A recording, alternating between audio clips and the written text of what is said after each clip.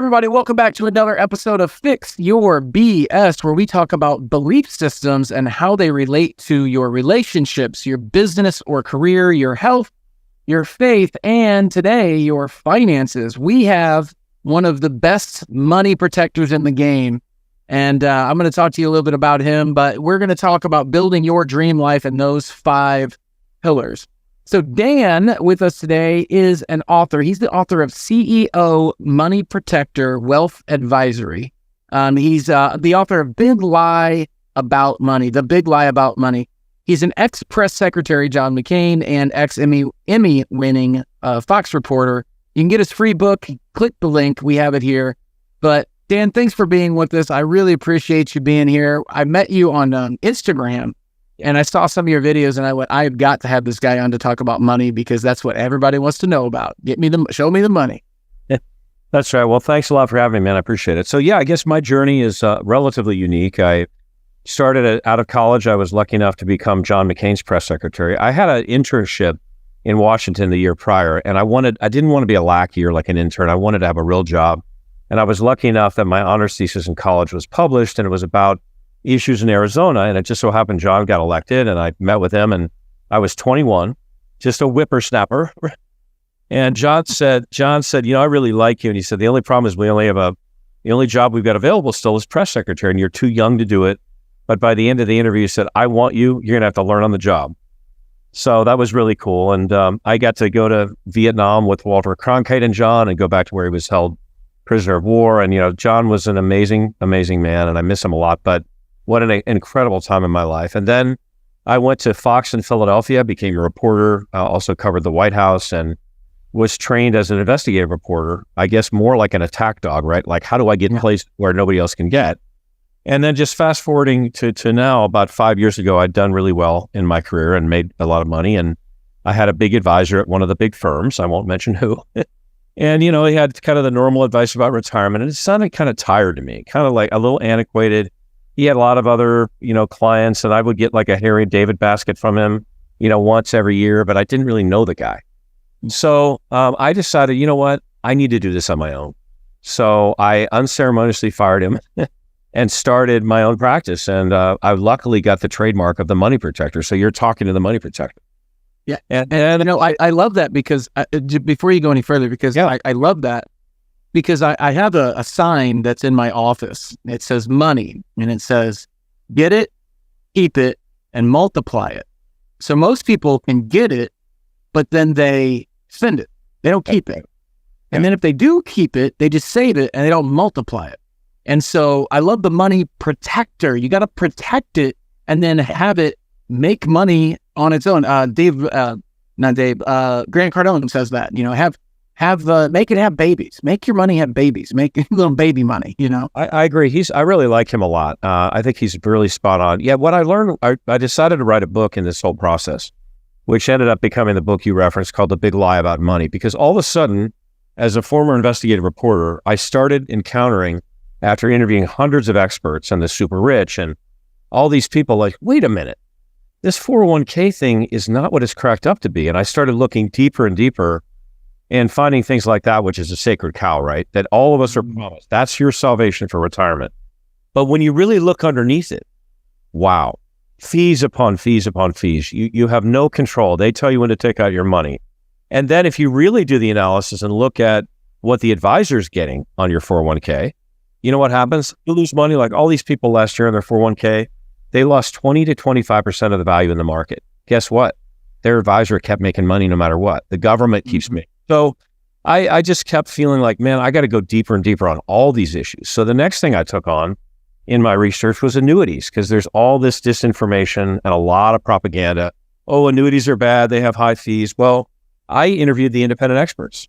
And what they came back and said is, you know what? Your grandfather had a pension. Your dad had a pension. The annuity, if it's structured right, is a pension. You get guaranteed income. But what happens is there are bad annuities like the variable ones that are tied to the stock market. You don't want those. Those are the ones that have the high fees. So what I started to learn about money is that there's a lot of generalizations out there, right? 401ks or these is bad. You know what? The devil's in the details. You have to look deeper. So, and then the last thing in answer to your question is that one of the last things that traditional advisors do, and they're not trained to do it and not incentivized monetarily, is protect your money. But when I interviewed all these wealthy people, they're obsessed with it. They're allergic to taxes, right? They live for that. And so I have all these strategies in our company that are very unique, that are not the normal sort of financial advisor approach to do just that. So it's exciting to me. And you know what, man? I know you have a lot of this happening now with your practice, but the stakes are high, right? These are people's, this is their retirement. This is their money. Yeah. And well, it's their livelihood. Yeah, it's their livelihood. I've watched people, and one of the biggest issues we have a regenerative medicine practice on top of the Fix Your BS podcast. That regenerative medicine practice helps two groups of people. It helps people that are near the age of retirement, try to avoid knee replacements, surgeries, hip replacements, that sort of thing. And then it also helps athletes that are a little bit younger, maybe the weekend warrior, stay on the field or get back on the field without, meds, steroids, or surgery. But the biggest issue that we have is people trying to pay for their services. Even if it's with insurance, they still have a big deductible. And so the average person can't really afford a $3,000 or $4,000 or $5,000 treatment plan. And that's a big issue. Well, they would want to. The people that want to, they can't because they don't have the money there. Another point that you made too is you talked about advisors. And I want everyone to listen to this really, really well. I want you guys to pay attention for a second. Pay attention to who you get your advice from.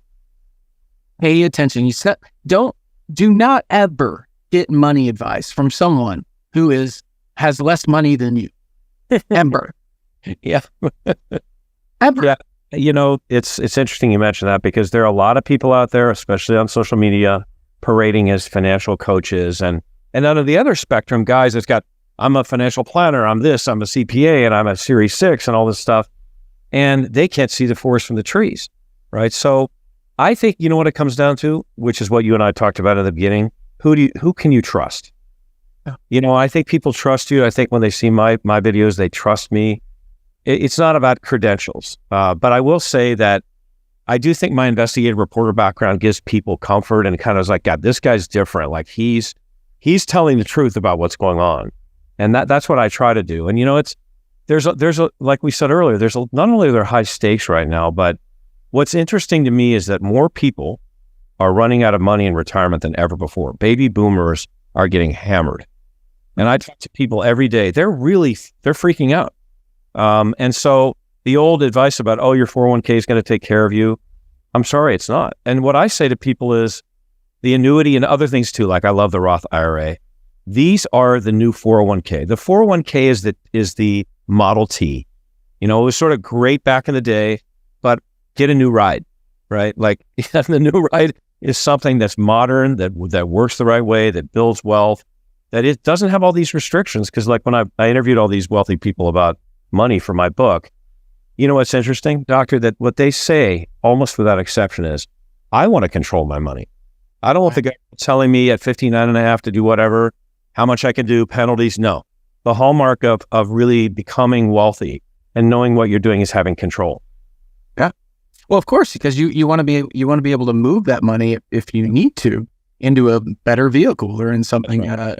or leverage against it. Use it as leverage. You can leverage and borrow against it potentially in certain vehicles. Now, I'm not somebody that's going to say this is what each individual person should do. I can tell you some of the things that I've done. I reinvest into myself, my businesses, and reinvest into marketing those businesses. And then I put it into the commercial real estate that those businesses are in. So then I control the real estate, I control the business, and I control the marketing of that business and how big I can get it to grow.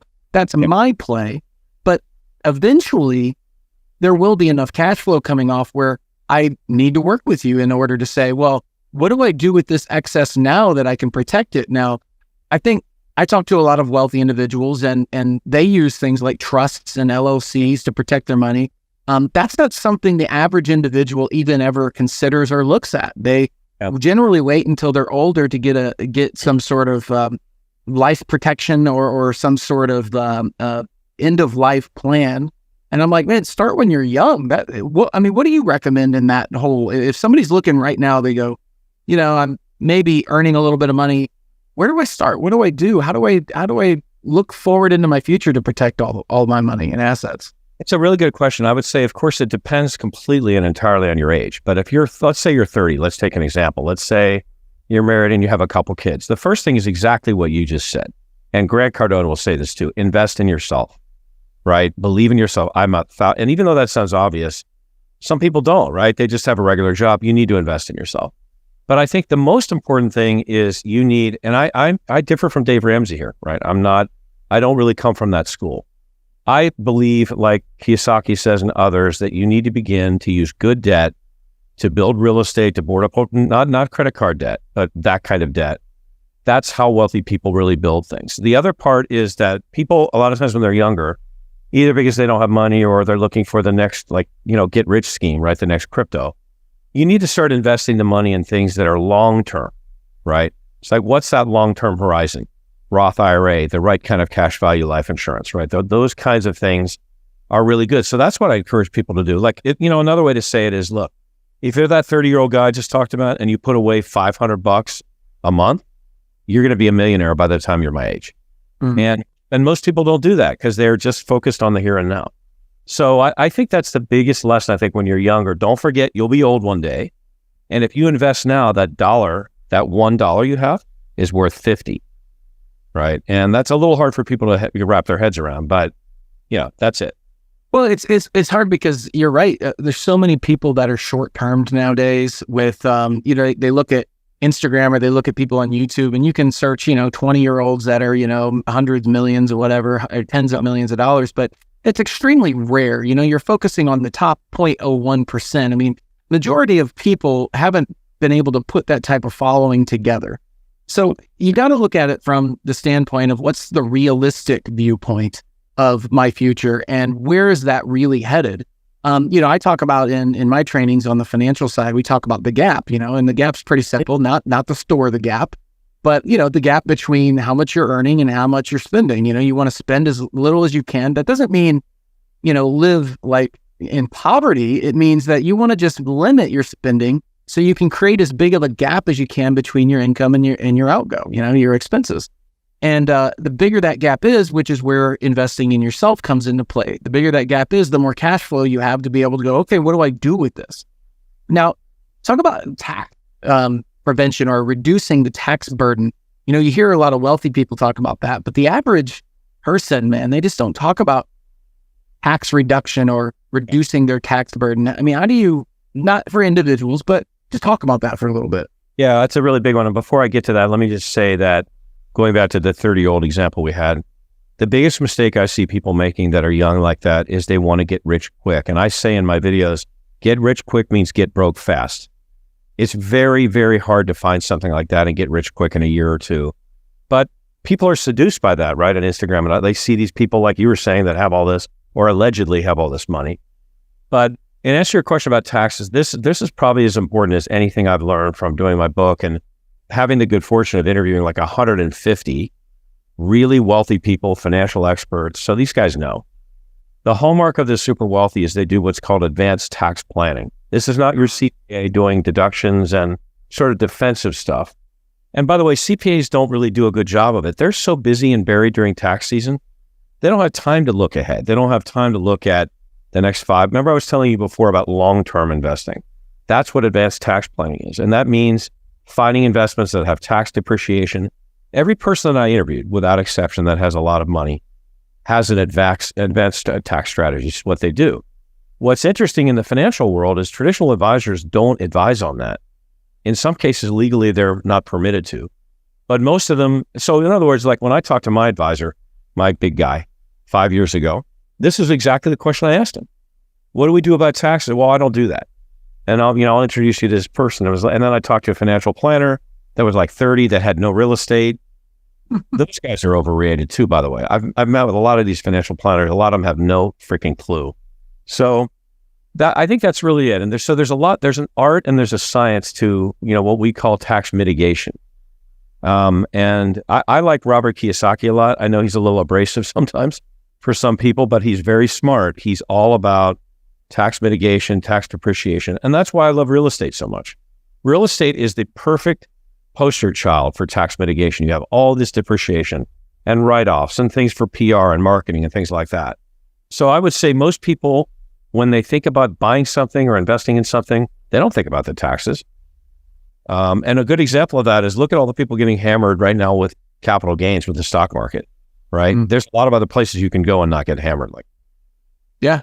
And that's so true, because the less tax you have to pay, the more of those dollars you can reinvest into yourself or into some investment that will then compound over time, especially if you're talking about somebody in their 20s or 30s.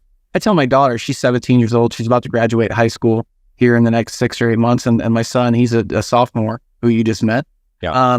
But I tell them all the time, if you can do the right thing for 10 years, 17 to 27 or 20 to 30, let's say, just do the right thing, which is really reduce the amount of outgo that you have, reduce the amount of expenses, try to live frugally. I mean, you don't have to live in poverty, but frugally, and try to invest in yourself for those 10 years. Take the money, reinvest in yourself, learn from other people that are already playing at a high level, get yourself in the right rooms, and then take the money that you're from that learning, that you're improving your income, and reinvest that into, assets that give you income, that give you some sort of drip, if you will. And if you do that for 10 years, when you're 30, you may not have to work ever again in your life. You want to, because you'll have the skills. But that's right. I think the thing to do, the thing that every one of your listeners or viewers should do before they do anything, invest in anything, buy anything, is evaluate, will this create a taxable event? Will I be taxed on this in the future or whatever? And a really good example of that, and part of the appeal and charm, but also a double-edged sword of the 401k is, oh, wow, it's deferred taxes. And it does grow pretty well deferred. But you're also deferring that as a time bomb. And because the government's broke and Social Security's broke and Medicare's broke, guess what? I'm 63, but that 30-year-old, when he's in 20, 30 years, I assure you the taxes are going to be dramatically higher, right? So you're going to be like a third of that money that you were supposed to have in your 401k is going to be gone, or could be. So that's a taxable event. Capital gains is a taxable event. So anything you do, you need to think about the tax implications defensively and offensively. And you know what? Since you asked about it, that's one of the things people do the least and they really need to do the most. Yeah. I think it's there's not a ton of information about it. There is in books and those type of things that you can read on your own. But growing up, you don't hear a lot of information about that unless you're in a community that talks about it. Well, and it's also intimidating. You got this giant tax code. It's esoteric. It's hard to understand, but we work with a lot of advanced tax planners. Some call themselves tax strategists, who are absolutely brilliant, who literally save hundreds of thousands of dollars for wealthy clients, sometimes millions. And there are just all kinds of strategies. The way I would look at it to make it a little less dry and maybe a little more fun is think about taxes like Monopoly. So instead of like, oh my God, this tax code, and you're worried about the IRS or whatever, they think of it as a game. Am I going to land on Park Place? Am I going to go to jail? Like all these different things. Because for the super rich, let's face it, the tax thing is a game. And you can choose this, you can sit on the sidelines or you can get in the game. And getting in the game means learning about all these rules and regulations and what's a taxable event, and then playing by those and maybe, getting rich. So. Yeah. Well, and that's so funny that you say that, though, because the people that I talk to that are the wealthiest that don't have to work ever again, I'm talking hundreds of millions of dollars, and I've been able to get into the right rooms. And I don't say, it wasn't my luck. It was from investing in myself. It was from putting myself into those rooms, growing my skills, shutting up and listening to these people, asking compelling questions, reading their books, watching their podcasts, so on and so forth, so you can have an intellectual conversation with them. But that's what they talk about. They talk about the game of business, the game of money, the game of tax codes. It is a game, because you're not, at some point you get to work and you don't have to anymore. And then it's just fun. Like, how much can I build? Like, what else can I do? You know what? I have a great example of that, like in microcosm. When I was writing my book, I got invited to a high stakes poker game with all these super, super wealthy guys. And I know it was a little bit of a macho guy thing, so women don't be intimidated, because women can do the same thing. But they were playing this game and they were basically talking about this right now. Oh, this tax strategy, I did this. And they were all so excited about it and sharing with each other, almost like a one-upsmanship about, oh, I just did this depreciation, I did this. And so I don't know. I know that everybody's going to really jump into it that same way, but they were sitting there smoking cigars, drinking cognac, talking about how I can save taxes, and this is what I did. And most of those guys at the room, like Warren Buffett, they don't pay any taxes, or maybe they pay 5%. And by the way, on that same subject, I don't begrudge anybody that. If you've done that, that's great. More power to you. I don't feel like, oh, wow, they should pay their fair share. It's a game. And if you understand the rules, so anyway. Well, and that's so true, though. It's the difference between the scarcity mindset and the wealthy mindset. It's just the difference between how you look at it. If you want to look at some people, let's say they're playing poker like that and they're ultra wealthy, and you want to complain about how they don't pay as much taxes. By the way, their 5% is more than you'll earn your entire life for most people in America, right? But that shows you should celebrate them, to even say that that's a possibility. That, oh man, it's possible for me to get into the game like that. I should figure that out and learn that strategy. So, level yourself up. You level your skills so then you can get to the next level and be in that position. I've had zero money and I've had a lot of money and I've been everywhere in between. And I can tell you, it doesn't make you happier. It doesn't make you a better individual. It actually just amplifies who you are. But life is a lot simpler when you have more options, when you have money. And I mean simpler. You're not fighting for your life week in and week out. It's just more enjoyable, let's just say. Now, there's still problems. In fact, you'll never get rid of problems. I just want better problems. I want the how do I avoid taxes problem, not the how do I get through the week problem.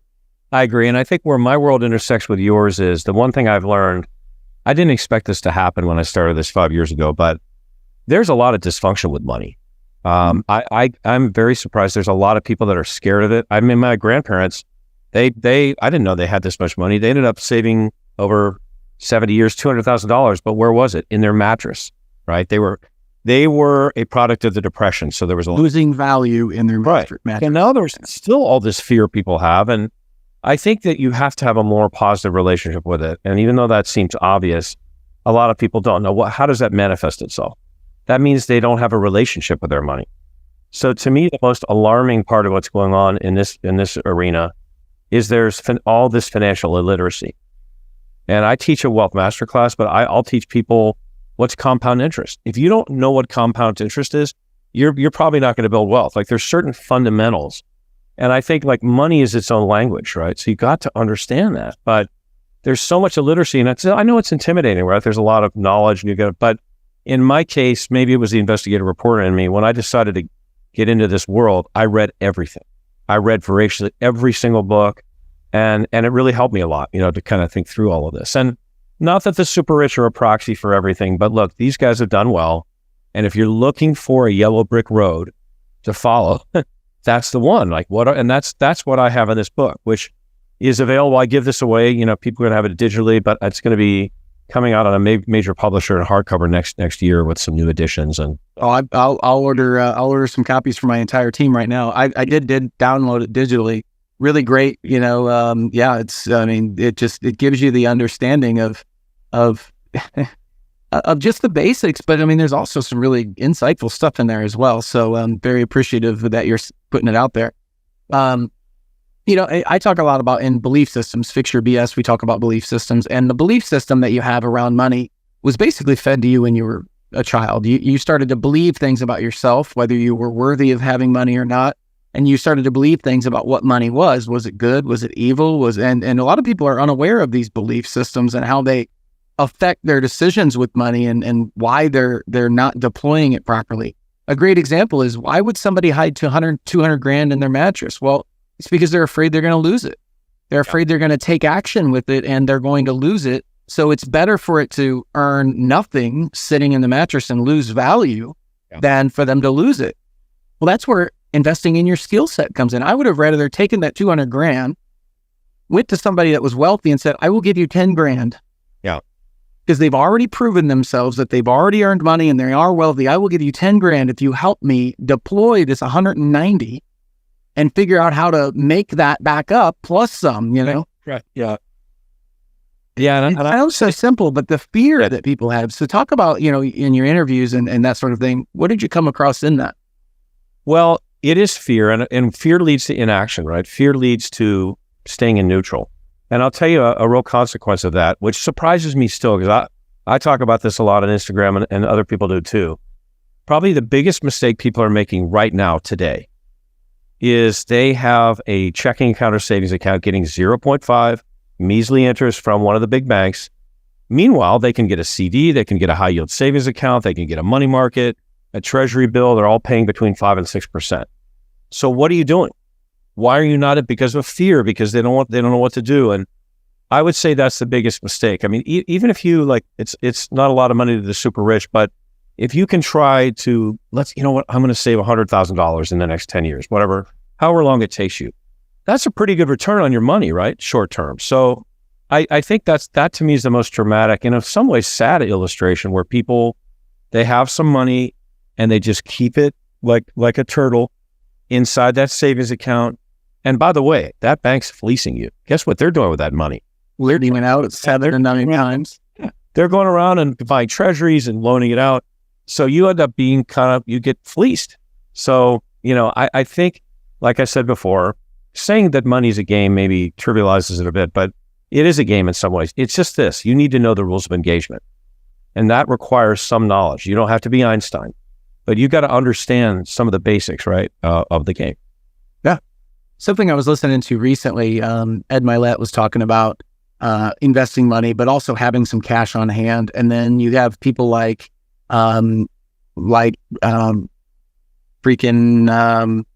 why can't I think of his name now? He's natural. Jeez, holy crap. No, Kiyosaki talks about leverage, and Dave Ramsey, who I was trying to say too, he talks about spend everything all in cash. So I think that's part of the problem. Grant Cardone is who I was trying to think of too. But Grant Cardone talks about liquidate your cash accounts and invest into real estate. And then you got Ed Milet that says, well, you should have cash on hand. Yeah, you should invest, but you always want to have some on hand in order to not only if the problems come up or whatever that were unexpected, or if an opportunity comes up that you can invest in. And then you got Dave Ramsey who says debt is terrible. And then you got Robert Kiyosaki who says use, debt in investing into real estate.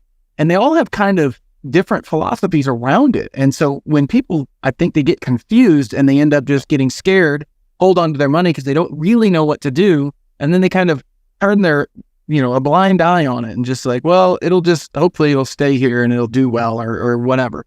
Yeah. I mean, so what do people do in that? Like, where do they turn? What is your... Well, I'll tell you what I do personally, and I'll tell you what I do at the Money Protector. So what I do personally is I read everybody and I listen to everybody and I watch everybody, right? I read just like I read voraciously when I started. And I take a little bit of wisdom, little kernel from everyone. So for example, Grant Cardone, I love what he says about real estate. But a lot of times to get headlines, these guys go extreme in one direction. Well, yeah, but the market's really bad right now with real estate, right? So you don't want to just go and put all your money into that. And then Dave Ramsey similarly kind of oversimplifies debt. He doesn't really parse between good debt and bad debt. He's starting to a little more now, but traditionally it's like, pay off your house, do this and that. Paying off your house is like the worst thing you can do. That $300,000 you could be building wealth with. So I find that the bigger money gurus, they oversimplify stuff, right? Or you hear Ken Fisher, all annuities are bad. It's ridiculous. That's like saying all cars are bad. So what I do personally is I listen to everything. And then at the Money Protector itself, I take those things and weave them into like a strategy. It's like a mosaic, right? So what part of that is really sensible? What part of that really works? So long-term, short-term. So for example, short-term, we look at what are the best CDs, right? What are the best money markets?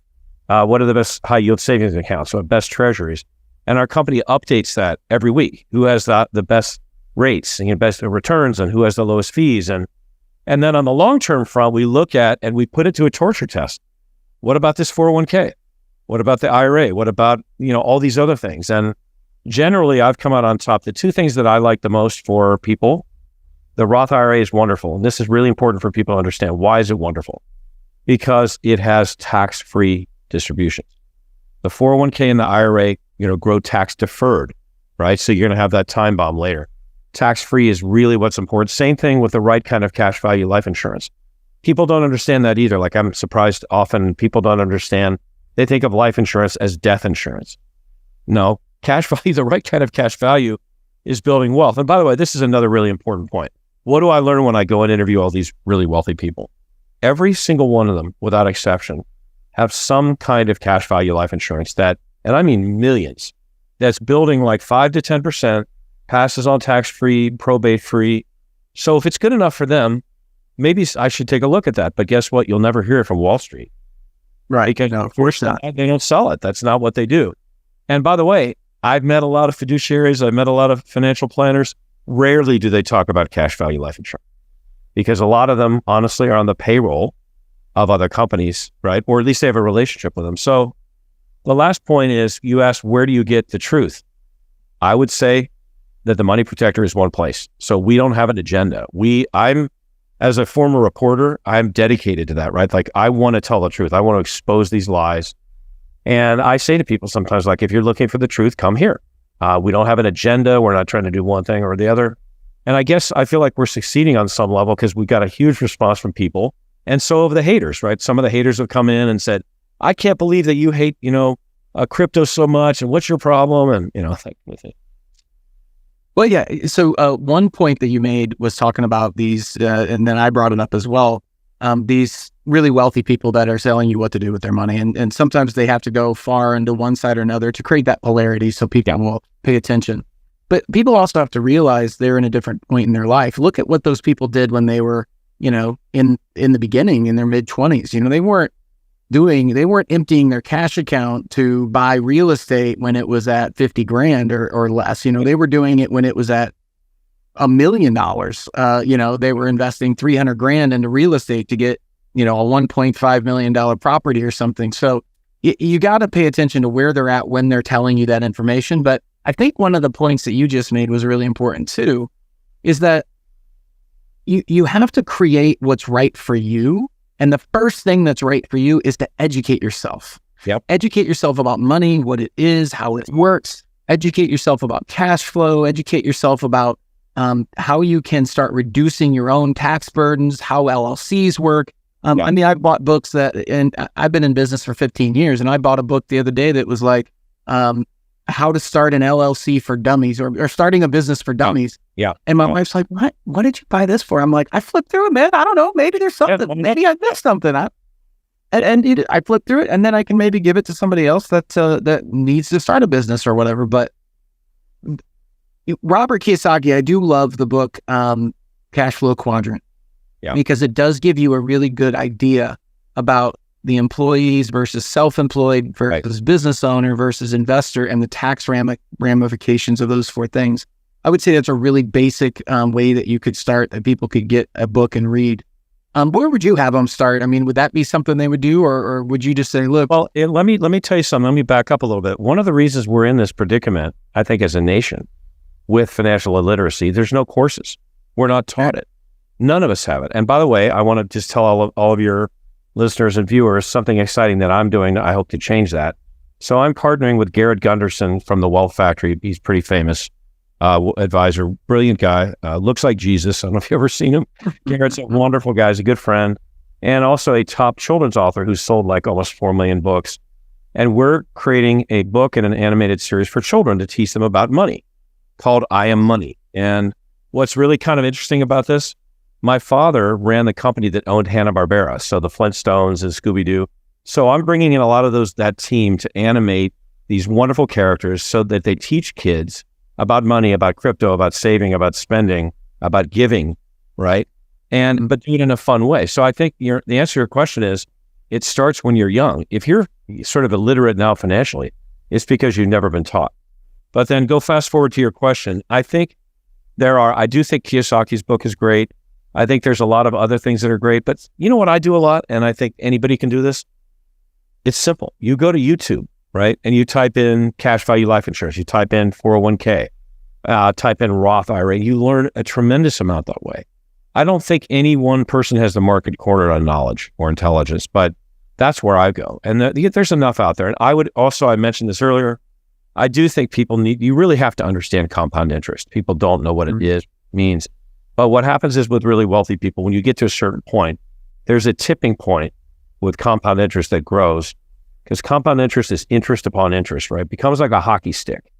That's where you want to be. But so I would say just have the passion to get into it, right? And don't be scared of it. The only reason you're not jumping into it is because you're scared that you won't know what to do. Guess what? Nobody knows what to do for the most part unless you're super wealthy. Yeah. And then don't believe everything you read, because as I talk about a lot, unfortunately, there's a lot of fake news in the financial media. And why is there fake news? I did the research on this with a company.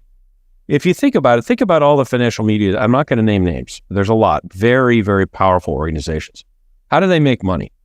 Nobody has subscribers anymore, right? Because nobody subscribes. Because people are used to free content. They get their money from the Wall Street companies. They're never going to bite the hand that feeds them. So I see these stories, and as a former reporter, I see the lie like instantly, right? Mm-hmm. So that's the other thing I would say is that as you research, don't believe everything you read, and realize that some of these big companies, and again, I'm not going to mention them, talk about things that, like I saw something yesterday that I was just really shocked by, and I'll tell you briefly what it was. They said 50% of people don't know what's in their 401k. Well, that's actually true. But then the next thing they said is what shocked me. They said, but that's okay. Their financial advisor will do it for them. Are you kidding me? You need to know what's in your 401k. So that's fake news. So you have to, we live in a crazy world now. We got deep fake videos and all this crazy stuff that's coming out. So I think you got to research, read a lot of things, and again, don't believe everything you read or see. Yeah, in my world, we call that consider the source. Consider the source of the information. Actually think about it. Henry Ford said thinking is the hardest work there is. That's why so few people do it. Well, what you pay attention to is going to develop your life. And so you don't pay attention to your money, where does it go? It just ends up somewhere, it's crazy. Yeah. Man, what a great conversation. I could literally talk about this all day. And that's going to sound funny, I love talking about money. I think it can be fun. And I think that, I've tried to make it that way in my life, even personally. And I don't think people have to take it seriously and make it, and that it becomes dry and boring. You can make it fun. And by the way, there are things too, you've probably seen this on my channel, but you can hire your kids. A lot of people don't think you can do that. You can hire them and they can be a tax write-off, and that's kind of fun. You can teach them about money. I encourage a lot of my clients to, get your kid when they're 18, a life insurance policy, put it at $500 a month in, but tell them there are strings attached. At age 30, you need to commit for the rest of your life to maybe 65, that you're going to put the premium in yourself.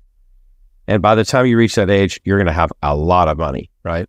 And that's a good thing because you're teaching them, they're learning, you're also teaching responsibility because you're not just giving them something, right? They have to take control of it. So there are things that parents, I think, can do like that. I think is a wonderful example. I think something too, becoming aware of money and big numbers. One thing I did, and I would recommend this for people, but we were paycheck to paycheck for a long time because we had a lot of financial issues going on with business and just a lot of things that were happening in our life. A lot of people know my story, but what I started to do, I heard a story that Jim Carrey wrote a check of $10 million for acting services rendered. And a few years later, he had a $10 million gig and deal, but he believed it and it became part of his subconscious mind. And so what I like to do is I took an old checkbook and I started writing things like $1 million.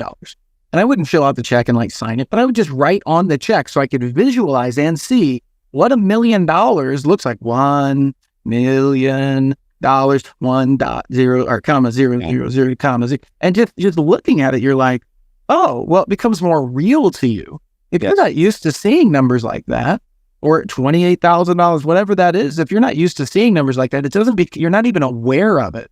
So Grant Cardone talks about that. I know we mentioned him a few times, but he talks about the thing that changed his life the most was he was talking with a really wealthy individual and he saw $60 million in a cash account that guy had. It just blew his mind. He's like, well, that's literally what he did. And that just becoming aware that that's a possibility, that there are people out there that have that, is like, oh, well, if it's possible for them, maybe it's possible for me.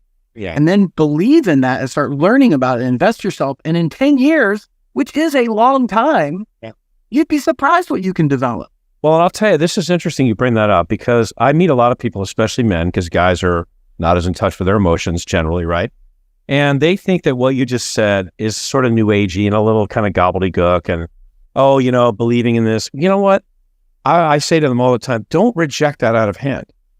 the thinking about your money and having a positive relationship with it and believing that you can have this and, doing exercises, that may, for them, they say, oh, affirmation sounds too, new agey or Louise Hay or, these things like that. But I believe that that's a good idea. So I would say to people, and I say this to guys all the time, don't just reject that because that sounds like psychobabble. Like there are parts of that might be really good for you. Because I think you're right. Like you see you become what you see, and you start to plant those seeds. So look, you don't have to put all of your faith in that, but put some of it in there, like, invest in it. Well, I would say this. If you aren't happy with where you're at with your financial life right now, and it's not heading in the right direction, you might want to be open to all possibilities. That's all I'm saying. If you keep believing or thinking or taking the same action you've always taken, and you have the same emotional reaction about money, then you're going to have the same results that you've currently gotten. Do you want to be 30, 40, 50, 60, any age into the future with the same financial wherewithal that you have right now? Absolutely not. Look, money is a currency. It is a current. It is a flow. It's something that flows to you, through you. You will never own it. You will die and it will pass on to someone else. It's gone. And so you have to understand that you should use money for experiences in life and use money to create more money so you have more experiences. That's really the connection I made. But I read a book called You Are a Badass at Making Money by Jen Sincero years ago. And I recommend people read that just to get their mindset around it. Like, is it possible for me to have the money that I want? Am I worthy of it? Am I worth having that money? And is it, do I believe it's even possible? Because if you don't believe it's possible, it ain't going to happen. It's just the way it works now. Yeah, no, it is interesting. And I think I do really appreciate what Kiyosaki says about that, because I do think most of America is trapped in that sort of 9-to-5 mindset, and they work really hard and that's all they have time for. You still can get out of that trap. I really think, there's a lot that can be done. So I would say, banish fear, open your mind to new ideas, read voraciously, believe you can do it. And then, take things seriously. Like we've done these really hard-hitting reports, just like I did when I was an investigative reporter. I'm telling you, folks, the 401k is a scam. We've looked at this from every single angle. 60 Minutes has done a study, corroborated. Over and over again. The industry kept the idea of any fees being in there secret for like 30 years until they were forced to by the federal government. You know what? You got to tell people. You get like a 150-page booklet now that has all these fees upon fees. So, and then just so many problems. So keep it open. Well, and people don't realize what those fees do to their compound interest. There was a book by Tony Robbins called Money, Master the Game. Did you read that? Sure did. It was great. Massive book, but it explains a lot of what you're talking about. Glad you brought that up, because I want to mention that real quick. I can't say I've ever been a huge Tony Robbins fan, but in the last year, as I've read all of his stuff about financial matters, I was very surprised. Like, you know what? He did a huge thing where he was interviewed on CBS about 401ks, where he just destroyed them. He eviscerated them, because he's on the board of a couple companies trying to help people protect their money. So I have and I think his book was very good. So again, what did I say earlier? Don't just, disown or like dismiss this whole, this guy's like a new agey guy. You know what? He's got some very smart things to say, and just mind to it. Yeah. And I remember I bought that book when $30 was like, oh man, I don't know if I'm gonna be able, is this going to clear my credit card? I don't even know. Yeah. But I knew I had what? That's right. I know a lot of people feel that way.